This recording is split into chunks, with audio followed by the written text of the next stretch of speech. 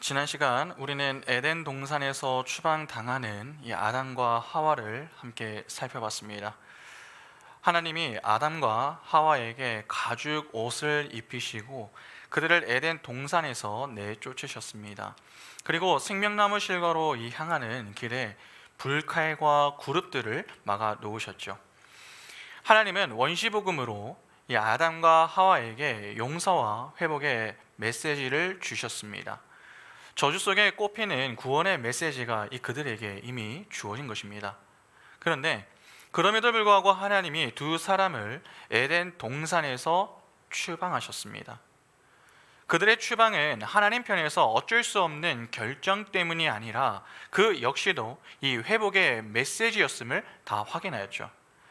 여러분, 하나님이 아담과 하와를 에덴 동산에서 추방시킨 이유가 무엇 때문입니까? 크게 이 세 가지 이유 때문입니다.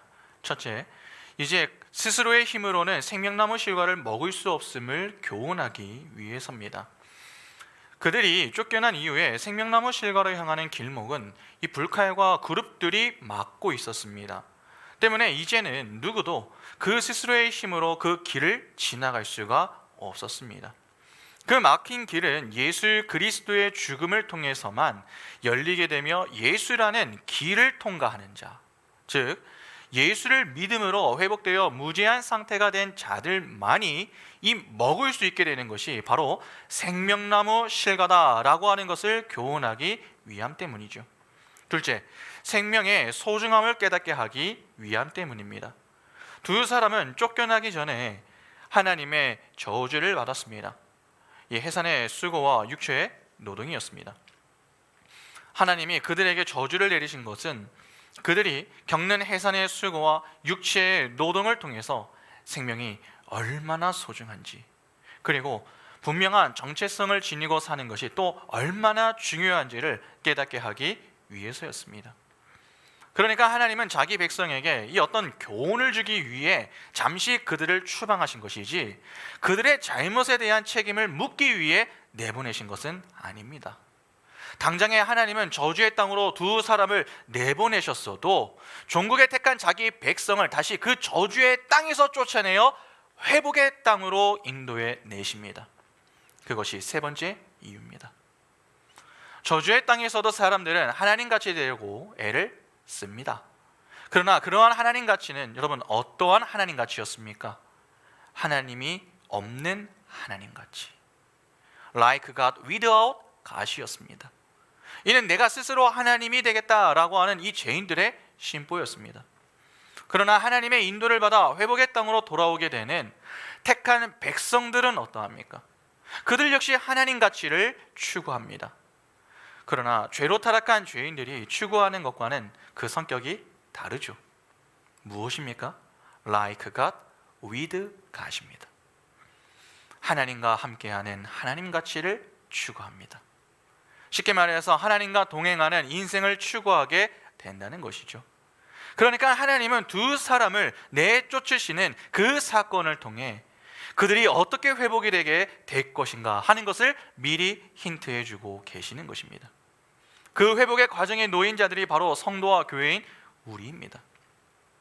우리는 하나님에 의해 회복의 자리로 향하는 자들입니다. 그래서 저주의 땅에서 추방당해 회복의 땅으로 걸어가는 과정 중에 있죠.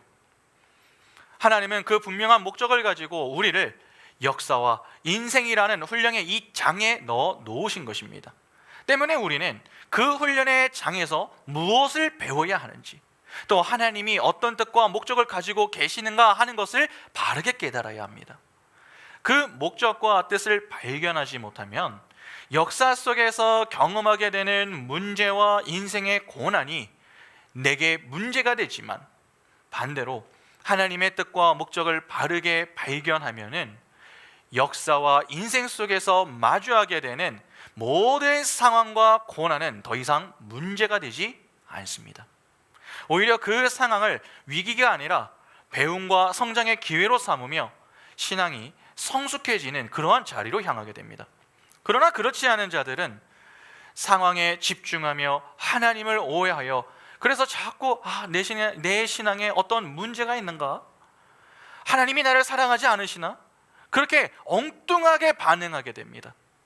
하나님을 오해하면은 신앙생활의 즐거움은 점점 사라지고 내 인생에 하나님의 일로 신앙의 이 회의를 느끼게 됩니다.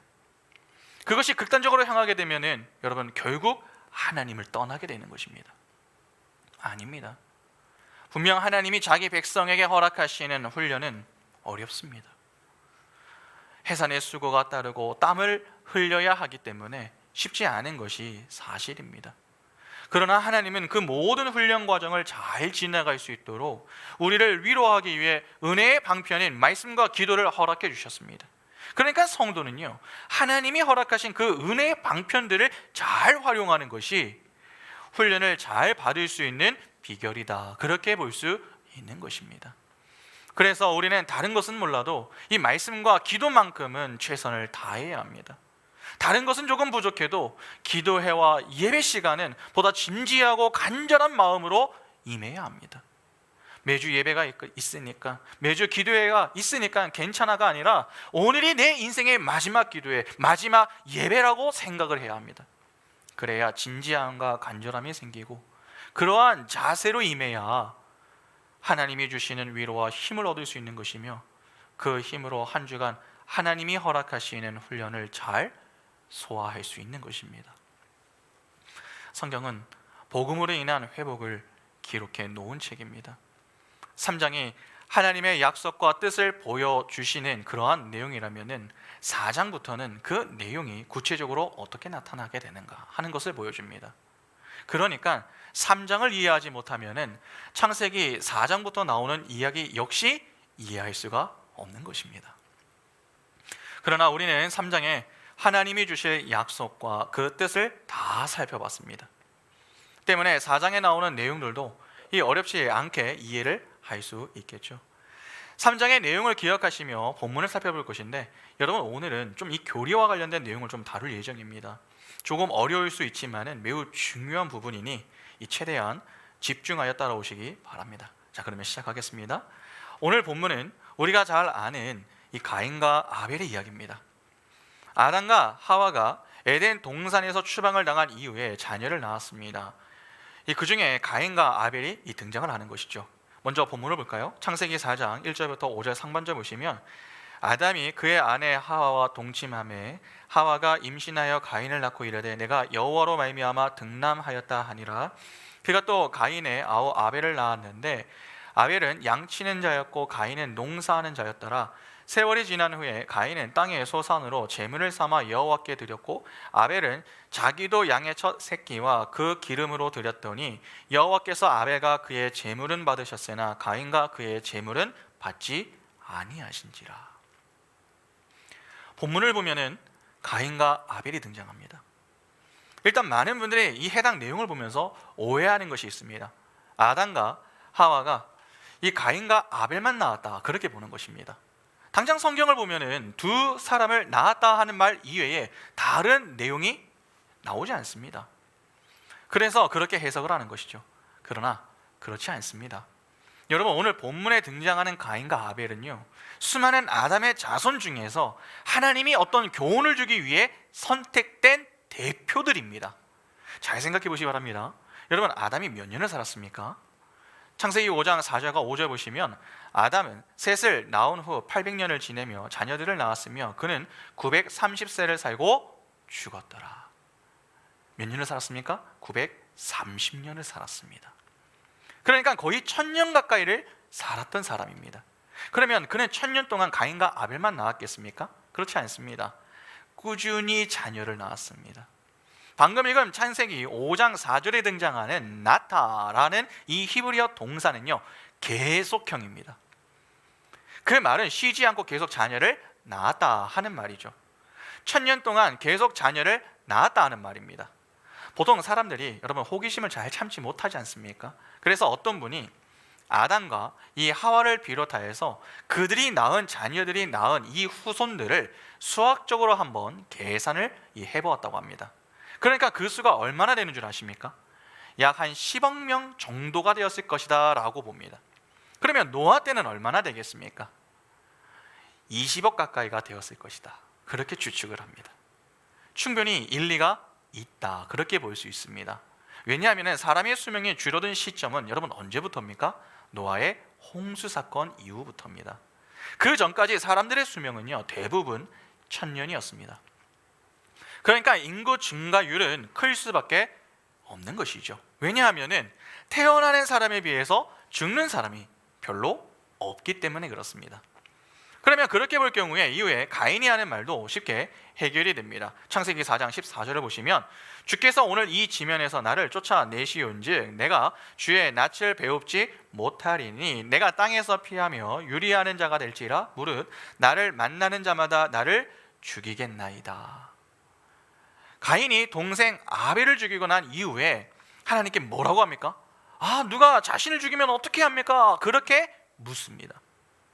만일 당시 가인과 아벨만 있는 상황이라면 이 말을 어떻게 이해를 해야 합니까? 가인이 겁을 먹어서 실언을 했다, 그렇게밖에 볼 수 없습니다. 그러나 당시 가인과 아벨을 비롯한 많은 사람들이 있었다면 이 말은 그리 어색하지 않은 질문이 되는 것입니다. 여러분, 가인과 아벨은 어떤 것을 설명하기 위해 선택이 된 인물들입니다. 신앙의 대표자와 불신앙의 대표자로 섰던 것입니다. 그러니까 창세기 4장을 보면서 최초 지구에는 달랑 4명이 살았다, 그렇게 이해하시면 안 되는 것입니다. 아담은 930년을 살았고 가인의 동생인 셋도 912년을 살았습니다. 가인도 1000년 가까이 살았을 것이기 때문에 가인은 아벨을 죽이고 수억의 친지들과 함께 생활을 했을 가능성이 매우 높습니다. 그래서 그렇게 두려워하며 누군가 자신을 죽이면 어떻게 하는가, 그렇게 걱정을 했던 것입니다. 그러면 우리가 가져야 할 이 관심은 무엇이겠습니까? 하나님이 왜 많고 많은 자녀들 가운데 가인과 아벨을 택하셨는가 하는 것입니다. 달리 말해서 그들을 통해 교회에게 주고 싶어 하시는 교훈이 무엇이냐는 것이죠. 여러분 1절을 다시 한번 보시기 바랍니다. 1절 보시면 아담이 그의 아내 하와와 동침하매 하와가 임신하여 가인을 낳고 이르되 내가 여호와로 말미암아 등남하였다 하니라. 동쪽인 저주의 땅으로 추방당한 이 아담과 하와가 동침을 하여서 아이를 낳았습니다. 그가 바로 가인입니다. 가인을 낳은 하와는 내가 여호와로 말미암아 등남하였다라고 말을 했습니다. 개역개정은 마치 하와가 여호와의 도움으로 아들을 낳은 것에 감사하는 것처럼 기록을 해 놓았습니다. 그러나 이 구절을 원문으로 보면은 여러분 말미암아라고 하는 이 단어는요 없습니다.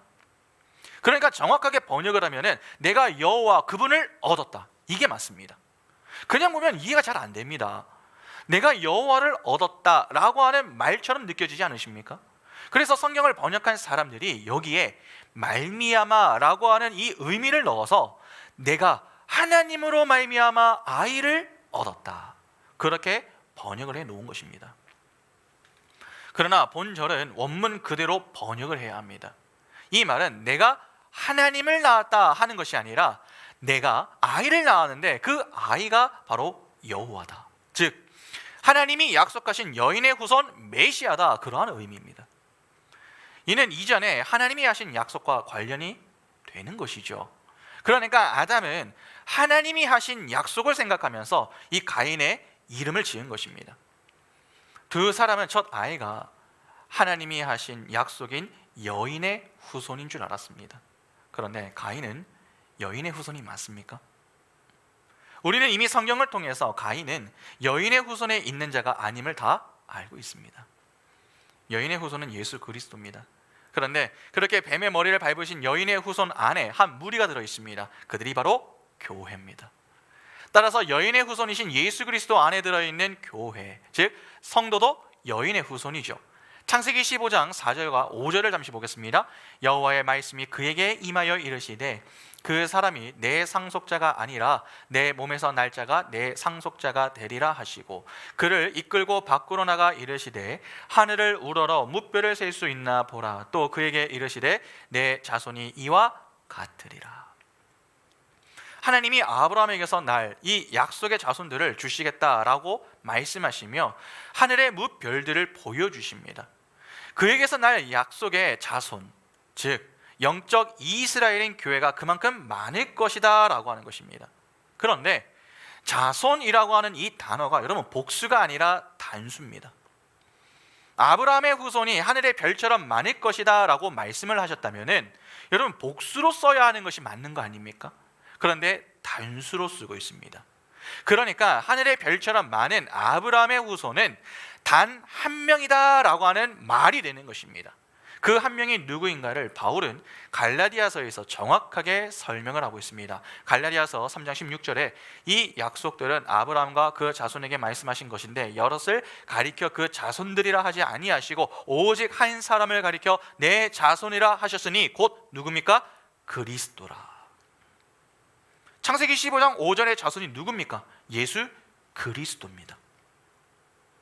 하나님이 택하신 교회는 예수 그리스도 한 명입니다. 그런데 그 예수 그리스도라는 자손 안에 무별처럼 많은 하나님의 백성들이 다 들어가 있습니다. 그래서 우리 성도들도 그 예수 그리스도 안에서 아브라함의 후손 영적 이스라엘 하나님의 백성이 되는 것입니다. 그러니까 하나님은 예수 그리스도 한 사람을 구원하시는 것입니다.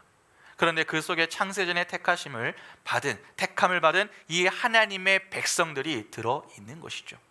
그래서 우리는 예수 그리스도 안에서 구원을 받게 되는 것입니다. 이렇게 예수 그리스도와 성도는 하나로 이해되어야 하는 것입니다. 따라서 창세기 3장 15절에 여인의 후손은 예수 그리스도를 지칭하는 것이지만 동시에 그 속에 들어있는 교회를 지칭하는 것이다. 그렇게 제가 전에 말씀을 드렸던 것입니다. 아담과 하와는 가인을 낳고 그가 바로 여인의 후손인 줄 알았습니다. 그런데 가인은 하나님의 약속하신 여인의 후손이 아니었습니다. 그러니까 그들의 기대가 깨진 것이죠. 보통 사람이 기대가 크면 무엇도 큽니까? 실망도 큽니다. 여러분 최근에 끝난 유로 2024를 혹시 보신 분이 계십니까? 뭐 축구를 좋아하시는 분들은 보셨을 것이고 안 좋아하시는 분들은 뭐 이제 지금 최근에 하는 이 파리 올림픽을 보실 것 같은데 최근에 이 유로 2024 축구로 이 경기가 있었습니다. 유럽에 있는 국가들이 작은 월드컵처럼 진행하는 그러한 대회인데 이번에 이 스페인이 우승을 했습니다. 그 스페인과 우승 트로피를 두고 붙었던 나라가 잉글랜드였습니다. 대회가 시작되기 전부터 잉글랜드에 대한 관심은요 아주 뜨거웠습니다. 왜냐하면 이번 대회에 특히 좋은 선수들이 너무나도 많았기 때문이죠. 그래서 조별 리그부터 잉글랜드가 압도적으로 이기고 또 승승장구할 것이다 그렇게 많은 사람들이 예상을 했습니다. 그러니까 사람들의 기대가 상당히 컸던 것입니다. 그런데 막상 조별 리그를 시작해서 보니까 잉글랜드의 이 성적은요 참담했습니다. 사람들의 기대에 미치지 못하는 경기 수준과 또 선수들의 모습은 많은 사람들에게 실망을 줬고 그 모든 실망은 감독을 향한 분노로 이어졌습니다. 그렇게 좋은 선수들을 가지고도 제대로 된 경기를 하지 못하는 감독이 문제다. 그렇게 판단하여 감독을 향한 이 자국민과 해외 사람들이 끝없이 감독의 전술과 태도에 이 비판을 이어갔던 것입니다. 도대체 왜 그렇게 사람들이 분노를 하며 그렇게 감독을 향해 쉼없이 비난을 하는 것입니까? 그만큼 기대를 많이 했기 때문에 그렇습니다. 기대가 적으면요 실망도 적습니다. 공부하지 않은 학생이 시험 성적으로 괴로워하는 모습 보신 적 있으십니까? 잘 찍어서 성적이 잘 나오면 좋아하지만 성적이 잘 나오지 않아도 크게 문제 삼지 않습니다. 왜냐하면 시험 성적을 잘 받아야 한다는 기대가 없기 때문입니다. 그러나 열심히 공부한 학생은 어떻습니까? 이번에는 열심히 내가 공부해서 성적을 잘 받아야지 라고 그 기대를 많이 가질 만큼 또 공부를 한 만큼 자신의 노력이 많을수록 성적이 낮게 나오면 실망을 크게 합니다. 그러니까 사람은 기대를 하는 만큼 실망도 크게 합니다. 이는 여러분 모든 사람이 다 똑같습니다. 그러면 그러한 관점에서 아담과 하와를 한번 보시기 바랍니다. 그들은 가인을 낳으며 기대를 했습니다. 이 아들이 바로 하나님이 약속하신 여인의 후손이 될 것이다 라고 하는 이 큰 기대를 가졌습니다. 그러나 결과적으로는 그 아들은 하나님이 약속하신 아들이 아니었습니다. 그러니까 그들의 실망이 얼마나 컸겠습니까? 그런데 아마 누군가는 목사님 성경에 아담과 하와가 실망했다라고 하는 이 내용이 없는데 지나친 억측 아닙니까? 그렇게 반문하시는 분들이 계실지 모르겠습니다. 그러나 그렇지 않습니다. 본문을 조금 유의해서 보시기 바랍니다. 가인 이후에 두 사람이 두 번째 아들을 낳죠. 그리고 그 아이의 이름을 아벨이라고 짓습니다. 아벨이란 아무것도 아니다, 헛되다 라고 하는 뜻인데, 솔로몬이 쓴 전도서에 이 단어가 그대로 나옵니다. 전도서 1장 2절 보시면 전도자가 이르되 헛되고 헛되며 헛되고 헛되니 모든 것이 헛되도다. 여기 헛되다라고 하는 말이 나오죠. 여기 헛되다로 번역이 된 이 히브리어 단어 하벨이 바로 아벨입니다. 그러니까 아무것도 아닌 자, 이걸 뜻하는 것입니다. 이는 아담과 하와 두 사람의 기대가 깨진 이후에 얼마나 실망이 컸는가를 잘 보여주는 대목입니다.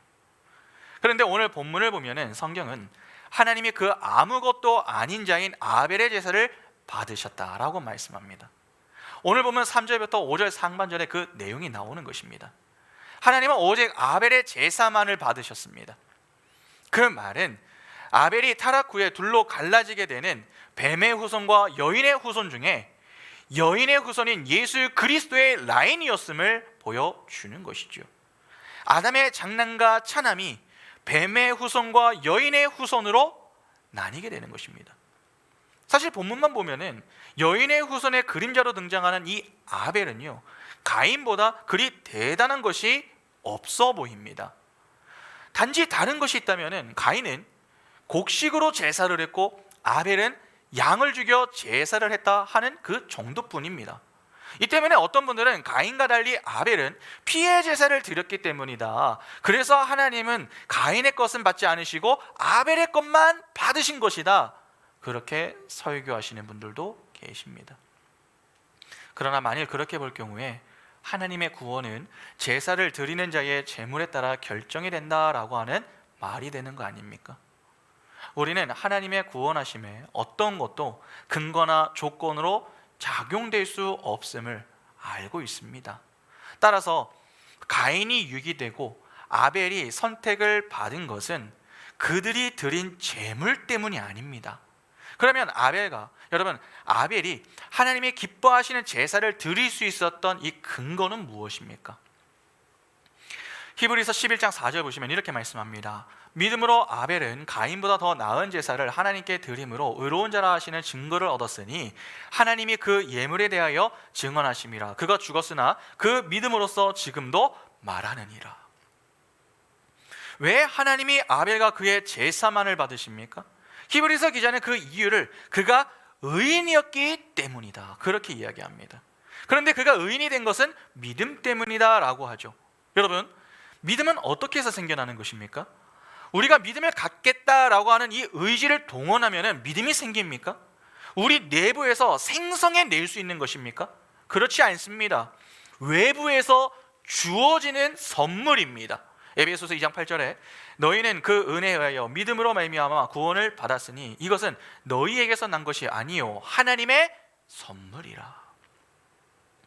그러니까 아벨은 하나님이 주신 믿음으로 하나님이 기뻐하시는 제사를 드릴 수 있었던 것이지, 그의 죄물이 가인과 달리 특별했기 때문에 하나님이 받으신 게 아닙니다. 은혜로 그렇게 된 것입니다. 요한일서 3장 12절에 가인같이 하지 말라, 그는 악한 자에게 속하여 그 아우를 죽였으니 어떤 이유로 죽였느냐, 자기의 행위로 악하고 그의 아우의 행위는 의로움이라.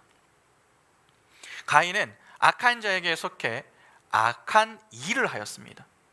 그러나 아벨은 선한 분에게 속해 의로운 자가 되었다 하는 것입니다. 가인과 아벨의 차이는 바로 이 차이지, 여러분, 재물의 차이가 아닙니다. 성경 그 어디에서도 두 사람의 재물로 차이를 언급하는 곳은 없습니다. 단지 하나님이 아벨을 하나님의 것으로 선택했기 때문에 하나님은 아벨의 제사를 기뻐 받으셨던 것입니다. 여기서 우리는 하나님의 무조건적 선택이라고 하는 이 교리를 확인할 수 있는 것입니다.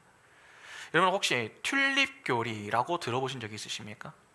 이는 칼빈이 주장했었던 5대 교리, 즉 전적인 부패, 무조건적 선택, 제한 속죄, 불가항력적 은혜, 성도의 견인을 가리키는 것으로 각 교리에 영어 첫 글자를 모으면 튤립이 됩니다. 그래서 칼빈의 5대 교리를 튤립 교리라고 부르는 경우가 많은 것이죠. 그런데 이 칼빈의 주장과 반대되는 주장을 내놓는 자들이 있습니다. 바로 알미니안주의입니다. 그들 역시 5대 교리를 가지고 있습니다. 자유의지 또는 인간의 능력, 조건적 선택, 보편 속죄, 성령은 효과적으로 거부될 수 있다, 은혜로부터의 타락이 있습니다. 이는 칼빈이 주장한 내용과 정확히 대조를 이룹니다. 우리는 칼빈의 주장을 따르는데 그가 주장한 교리들은 이 오늘 본문을 비롯하여서 성경 전체를 이해하는 데에 이 상당한 도움이 됩니다. 때문에 오늘은 칼빈이 주장했던 이 5교리와 알미니안주의가 주장하는 이 5교리를 좀 비교하면서 본문을 한번 살펴보도록 하겠습니다. 먼저 전적인 부패입니다. 선악과 사건으로 아담과 하와는 에덴 동산에서 추방을 당했습니다. 이는 더 이상 그들 스스로의 노력으로 생명나무의 실과로 향할 수 없으며 그곳은 오직 외부의 도움을 받아서만 갈 수 있는 곳이 된 것입니다. 이는 아담과 하와가 완전한 타락의 상태에 놓였음을 보여주는 것이죠. 그러니까 하나님이 도와주지 않으시면은 그들이 할 수 있는 것이 하나도 없다는 것입니다. 요한복음 6장 44절 보시면 나를 보내신 아버지께서 이끌지 아니하시면 아무도 내게 올 수 없으니 오는 그를 내가 마지막 날에 다시 살리리라. 딱 이 상태가 된 것입니다. 당장 오늘 본문도 보면은 아담과 하와가 자녀를 낳았습니다. 그런데 그들이 생각했던 이 가인이 여러분 여자의 후손이다, 그들은 그렇게 여겼습니다. 그러나 그것이 아님을 알고 그들의 기대가 어떻게 되었습니까? 실망으로 바뀌어서 둘째 아들의 이름을 아벨이라고 지은 거 아닙니까? 이 자체가 인간 스스로 할 수 있는 것은 아무것도 없음을 보여주는 모습과 무엇이 다릅니까? 이렇게 죄로 타락한 죄인들은 그들이 처한 상태가 어떠한 상태인지도 모르며 지내는 이 전적인 타락의 상태가 된 것입니다. 그런데 하나님이 그런 처지에 속한 자들에게 찾아와 택한 백성을 강제로 건져내시는 것, 여러분 그것이 바로 구원인 것입니다. 아담과 하와가 실망한 상태로 살아가고 있는 그 인생에 찾아가 실망을 거두어 가시는 그 자체가 구원이라는 것입니다. 그래서 로마서를 보면은 의인이 없으며 하나님을 찾는 자가 하나도 없다, 그렇게 이야기합니다. 로마서 3장 10절부터 20절 보시면 기록된 바 의인은 없나니 하나도 없으며 깨닫는 자도 없고 하나님을 찾는 자도 없고 다 치우쳐 함께 무익하게 되고 선을 행하는 자는 없나니 하나도 없도다. 그들의 목구멍은 열린 무덤이요 그 혀로는 속임을 일삼으며 그 입술에는 독사의 독이 있고 그 입에는 저주의 악독이 가득하고 그 발은 피 흘리는데 빠른지라. 파멸과 고생이 그 길에 있어 평강의 길을 알지 못하였고 그들의 눈앞에 하나님을 두려워함이 없느니라 함과 같으니라. 우리가 알거니와 무릇 율법이 말하는 바는 율법 아래에 있는 자들에게 말하는 것이니 이는 모든 입을 막고 온 세상으로 하나님의 심판 아래에 있게 하려 함이라. 그러므로 율법의 행위로 그의 앞에 의롭다 하심을 얻을 육체가 없나니 율법으로는 죄를 깨달음이니라. 이는 전적인 타락 상태에 놓여 있는 죄인들의 상태를 지적하는 것입니다. 그러나 알미니안주의는 인간들이 자신의 자유의지를 발동하여서 하나님을 따를 수 있는 선행적 은총이 있다, 그렇게 교훈합니다. 그러니까 전적인 부패가 아니라 부분적으로 타락을 했다, 그렇게 보는 것이죠. 그래서 얼마든지 사람이 하나님과 협력하여 중생을 얻거나 이를 또 거부할 수 있다, 그렇게 봅니다. 이는 인간 측에서의 기여의 가능성을 제시하는 거 아닙니까? 그러나 그렇게 보면 아벨과 가인의 이야기를 이해하기란 매우 어려워집니다. 또한 아까 읽었던 에베소서 2장 8절에서 바울은 구원을 행위가 아니라 하나님의 값없는 은혜로 주어지는 선물이라고 하였습니다. 이는 알미니안주의가 주장하는 것과 충돌하는 그러한 내용 아닙니까?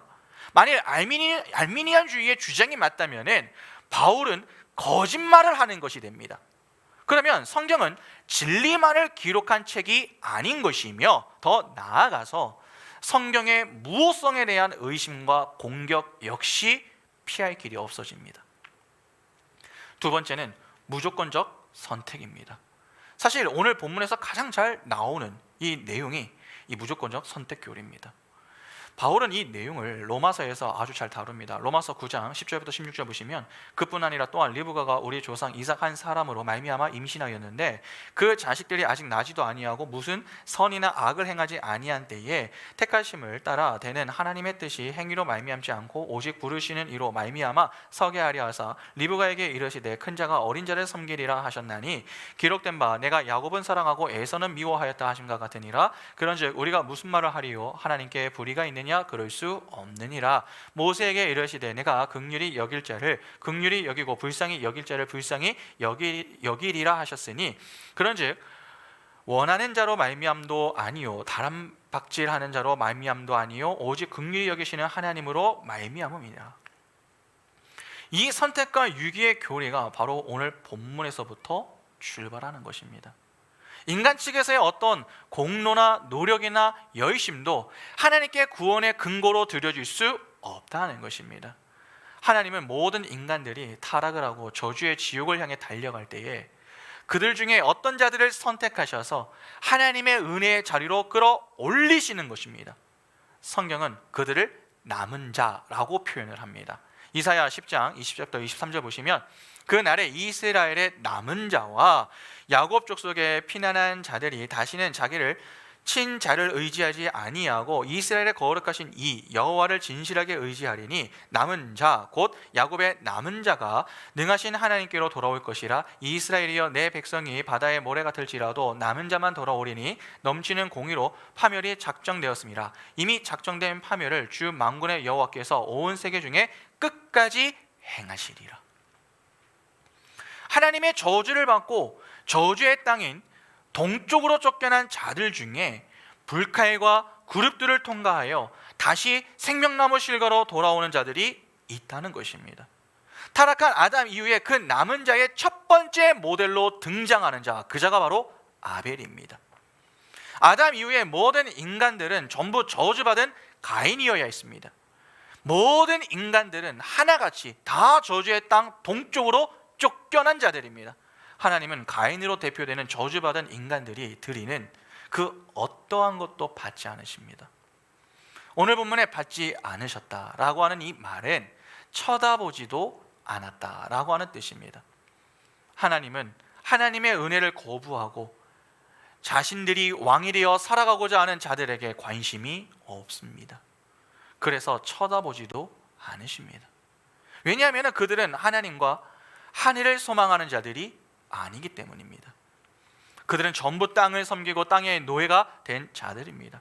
그래서 오늘 본문에 가인을 농사짓는 자라고 표현을 해놓은 것입니다. 그 단어를 보면 땅의 노예가 된 자라고 하는 의미입니다. 이 땅에 목을 메고 있는 자들은 하나님이 쳐다도 안 보신다는 것이죠. 그런데 그 중에 아벨이라고 하는 남은 자가 생명나무 실과를 먹고 하나님께 돌아오게 된 것입니다. 하나님은 인간이 타락을 하자마자 즉시 당신의 백성들을 건져 올리시기 시작하시는 것입니다. 하나님은 그 남은 자의 이야기를 이렇게 창세기부터 요한계시록의 거룩한 성 새 예루살렘까지 점진적으로 설명해 가시는 것입니다. 그런데 하나님이 그렇게 여인의 후손, 즉 남은 자들을 남겨 가시는 방법이 조금 독특하죠. 하나님은 인간 쪽에서 기대하고 내어놓는 장자들을 모두 물리시고 기대치 않았던 자들을 택해 남겨가십니다. 오늘 본문이 딱 그렇지 않습니까? 그들은 장남인 가인을 기대했는데 하나님은 아벨을 택하여 여자의 후손으로 등장을 시키십니다. 그런데 여기서만 그러한 것이 아닙니다. 성경 곳곳에서 이러한 모습들이 계속됩니다. 아브라함의 자손 중에서도 장자인 이스마엘이 유기가 되고 차자인 이삭이 선택을 받습니다. 이삭의 자손도 똑같습니다. 장자인 에서가 유기가 되고 차자인 야곱이 선택을 받습니다. 야곱과 에서를 비교해서 볼 때에 여러분, 야곱은 에서에 비해 나은 것이 하나도 없습니다. 오히려 나쁘면 더 나쁘다, 그렇게 보아야 하는 인물이 바로 야곱입니다. 그런데 하나님은 야곱을 뱃속에서부터 선택을 하셨습니다. 의도적으로 그렇게 하시는 것이죠. 야곱의 자손은 또 어떻습니까? 장자는 르우벤입니다. 그러나 그 장자의 명분이 나중에 누구에게로 돌아갑니까? 요셉에게로 넘어갑니다. 역대상 5장 1절과 2절 보시면은 이스라엘의 장자 르우벤의 아들들은 이러하니라. 르우벤은 장자라도 그의 아버지의 침상을 더럽혔으므로 장자의 명분이 이스라엘의 아들 요셉의 자손에게로 돌아가서 족보에 장자의 명분대로 기록되지 못하였느니라. 유다는 형제보다 뛰어나고 주권자가 유다에게서 났으나 장자의 명분은 요셉에게 있느니라. 야곱의 자손들 중에도 장자가 아닌 기대치 않았던 이 요셉에게 장자권이 넘어갑니다. 요셉의 자손은 어떻습니까? 창세기 48장 13절부터 보시면 오른손으로는 에브라임을 이스라엘의 왼손을 향하게 하고 왼손으로는 므낫세를 이스라엘의 오른손을 향하게 하여 이끌어 그에게 가까이 나아가매 이스라엘이 오른손을 펴서 차남 에브라임의 머리에 얹고 왼손을 펴서 므낫세의 머리에 얹으니 므낫세는 장자라도 팔을 엇바꾸어 얹었더라.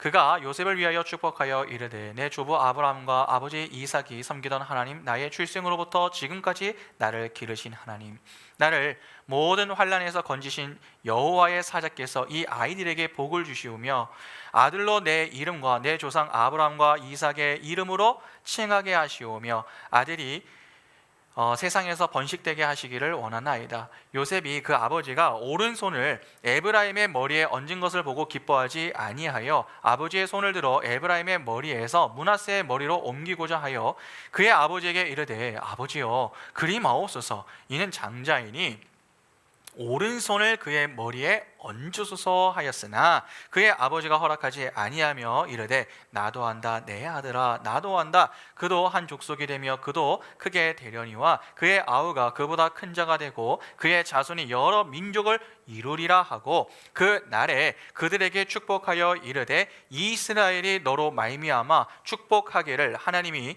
내게 에브라임 같고 므낫세 같게 하시리라 하며 에브라임을 므낫세보다 앞세웠더라.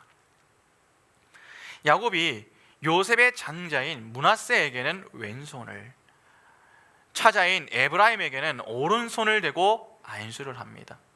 요셉은 이를 못마땅하게 여겨서 이 야곱의 손을 바꾸려고 시도하지만 야곱이 이를 허락하지 않았다라고 합니다. 그러니까 요셉은 이 장자인 므낫세가 장자권의 복을 받아야 한다 그렇게 보았으나 야곱은 차자인 에브라임에게 그 복을 주었던 것입니다. 이 역시 장자권이 차자인 에브라임에게 넘어가는 그림인 것이죠. 다윗도 똑같습니다. 여러분, 이스라엘의 왕 다윗이 장자입니까? 그는 이새의 막내입니다. 너무 어리고 형들에 비해서 낳은 것이 하나도 없었습니다. 그런데 그가 택함을 받아 왕이 됩니다. 솔로몬은 어떻습니까? 그들에게는 형들이 있었습니다. 나단과 압살롬이라고 하는 형이 있었습니다. 그러나 솔로몬이 다윗의 뒤를 잇는 왕으로 택함을 받습니다. 왜 이렇게 여인의 후손의 라인에 장자들이 선택이 되지 않고 마치 의도된 것처럼 기대치 않았던 아벨과 같은 자들이 선택이 되는 것입니까? 하나님은 우리 성도들에게 구원은 하나님께 속한 것임을 가르쳐 주시는 것입니다. 구원은 인간이 생각하는 방법을 깨는 모습으로 온다 하는 것을 보여주면서 인간들은 구원에 관한 절대 기여할 수 없고 자랑할 것이 없음을 교훈하시는 것입니다. 그런데 알미니안주의는 이에 대해서 어떻게 가르칩니까? 조건적 선택을 주장하며 스스로의 자유의지로 그리스도를 선택하여 구원에 이룰 수 있다 그렇게 봅니다. 그러니까 그들은 구원에 인간의 행위가 더해져야 한다 그렇게 보는 것이죠. 그들은 창세기부터 제대로 공부를 해야 합니다. 구원은 하나님의 일방적인 은혜로 주어지는 것입니다. 그러니까 조건적 선택이 아니라 무조건적 선택, 즉 오직 은혜로만 받는 것이 구원인 것입니다.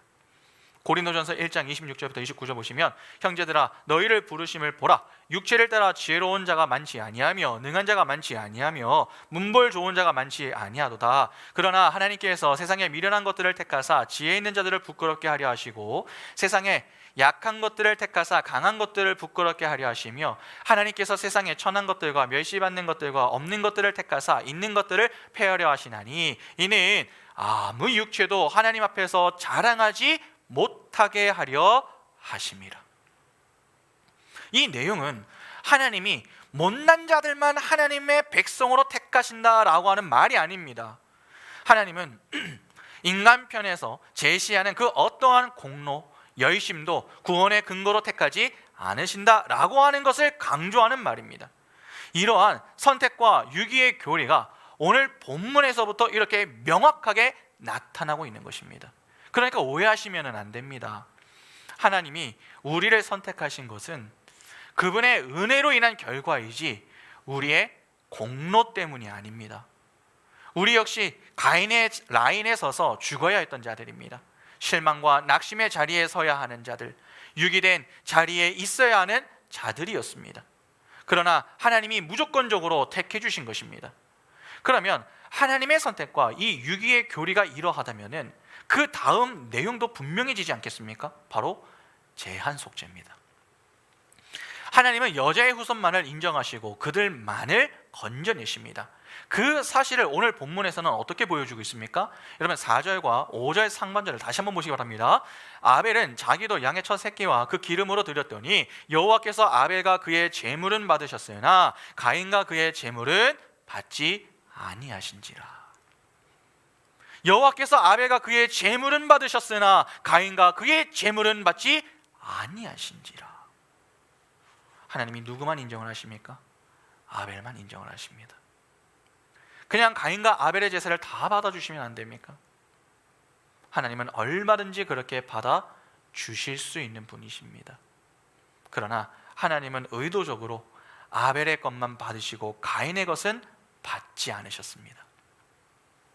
바로 하나님은 하나님의 택한 백성만을 구원해내시고 그들을 통해서만 영광을 받으신다라고 하는 이 제한 속죄를 교훈하시는 것이죠.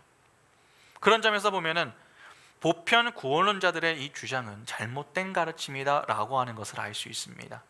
그들이 가장 즐겨 사용하는 구절이 요한복음 3장 16절이죠. 하나님이 세상을 이처럼 사랑하사 독생자를 주셨으니 이는 그를 믿는 자마다 멸망하지 않고 영생을 얻게 하려 하심이라. 본절에 나오는 이 세상을 전체 세상이라고 보고 그들은 하나님이 이 땅의 모든 자들을 구원하신다 그렇게 주장합니다. 여기에 알미니안주의는 보편 속죄를 주장하면서 그리스도의 구속은 인간이 받아들이기만 하면 얼마든지 구원에 이를 수 있다 그렇게 가르칩니다. 그러니까 속죄는 모두에게 열려 있으며 그것을 인간이 자유의지로 선택하기만 하면 된다 그렇게 보는 것입니다. 그러나 그러한 논리라면은 하나님이 가인의 제사를 받지 않으신 것에 대해서는 우리가 어떻게 이해를 해야 합니까? 더욱이 가인이 하나님께 제사를 드렸습니다. 그가 하나님께 제사를 드린 것은 하나님의 명령 때문입니까? 여러분 하기 싫은데 억지로 한 것입니까? 그렇지 않습니다. 그가 스스로 선택하여서 한 것입니다. 그러면 그가 선택하여 하나님께 예배하겠다고 했다면 그에게 속죄가 주어지고 응답이 있어야 하는 거 아닙니까? 그런데 하나님은 가인과 그의 제사를 받지 않으셨습니다. 그러니까 알미니안주의의 이 주장은 성경을 조금만 관심을 가지고 보더라도 엉터리다라고 하는 사실을 알 수 있는 것입니다. 하나님은 모든 자들을 위하여 예수를 보내신 게 아닙니다. 오직 태초부터 구원하기로 작정한 자기 백성의 구원을 위하여 예수를 보내신 것입니다. 그러니까 보편 속죄가 아니라 제한 속죄가 맞는 것입니다.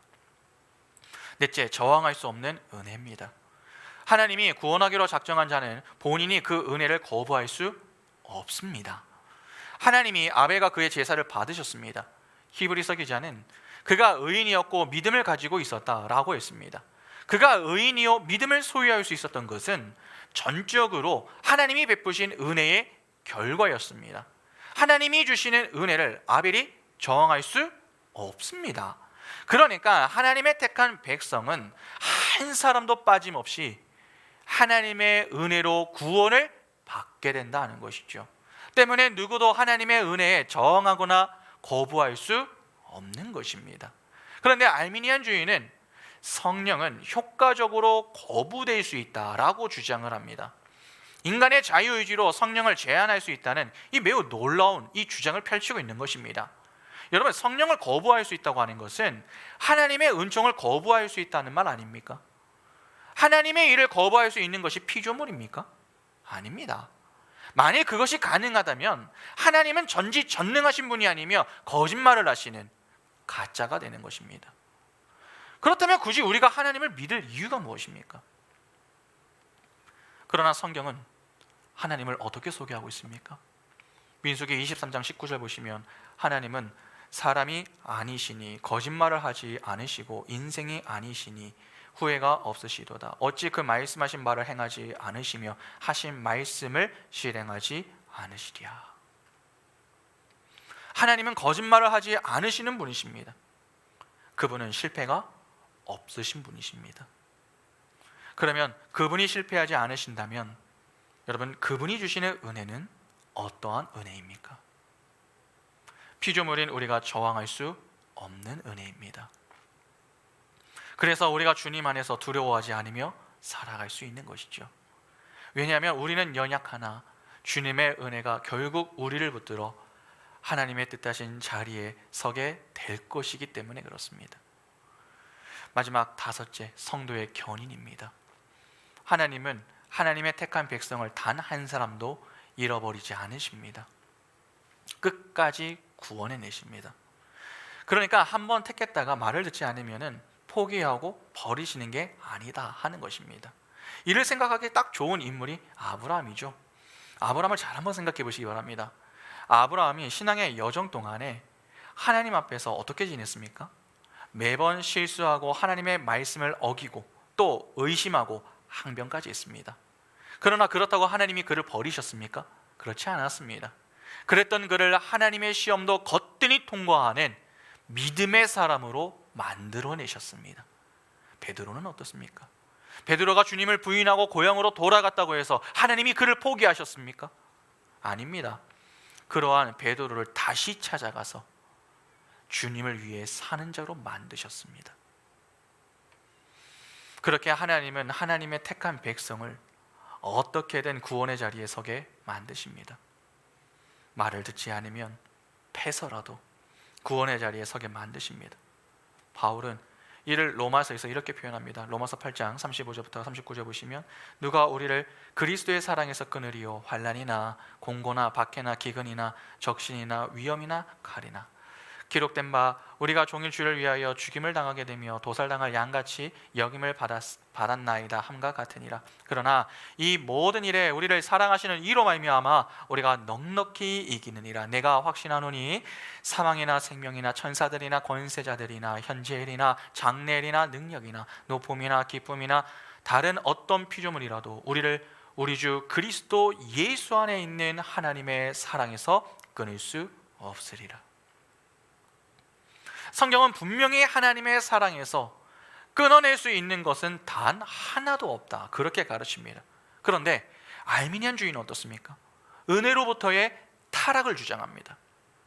구원을 얻은 자가 믿음을 지키는 것에 실패할 경우에 구원을 상실할 수 있다, 그렇게 보는 것입니다. 그것은 인간에게 가치를 부여하고 인간의 행위에 힘을 실어주는 내용이 됩니다. 그래서 알미니안 쪽에 있는 자들은 인간의 행위를 그렇게 강조합니다. 선행을 해야 한다, 교회 열심히 다녀야 한다, 헌금 많이 해야 한다, 교회 봉사 열심히 해야 한다. 그래야 구원에서 탈락되지 않는다. 그렇게 인간의 치성에 초점을 맞추고 세뇌를 시킵니다. 그러면 구원에서 실패하지 않기 위해 성도들은 제각각 열심을 부립니다. 그러나 그 열심은 어떤 열심입니까? 구원의 은혜에 감사하여 내는 열심과 열정이 아니라 구원에서 탈락하지 않기 위해 내는 열심, 즉 두려움으로 인해 내는 열정인 것입니다. 그러면 가인과 아벨의 이야기에서는 해당 내용을 어떻게 이해를 해야 합니까? 여러분, 가인과 아벨의 이야기가 어떻게 끝이 나죠? 아벨이 가인에게 맞아 죽는 것으로 끝이 나죠. 그러면 여자의 후손이 끊긴 것 아닙니까? 다시 말해서 하나님의 택한 백성을 구원해 내시겠다라고 하는 이 하나님의 계획은 무너진 것이 아니냐는 것입니다. 그러나 그렇지 않습니다. 이후에 창세기 4장 25절을 보면은 이렇게 말씀합니다. 아담이 다시 자기 아내와 동침함에 그가 아들을 낳아 그의 이름을 셋이라 하였으니 이는 하나님이 내게 가인이 죽은 아벨 대신에 다른 씨를 주셨다 함이며, 아벨이 죽고 하나님은 아담과 하와 사이에 또 한 명의 자녀를 허락하십니다. 누굽니까? 바로 셋입니다. 아벨은 죽었지만 하나님은 셋을 통해서 이 여자의 후손을 이어가게 하신 것입니다.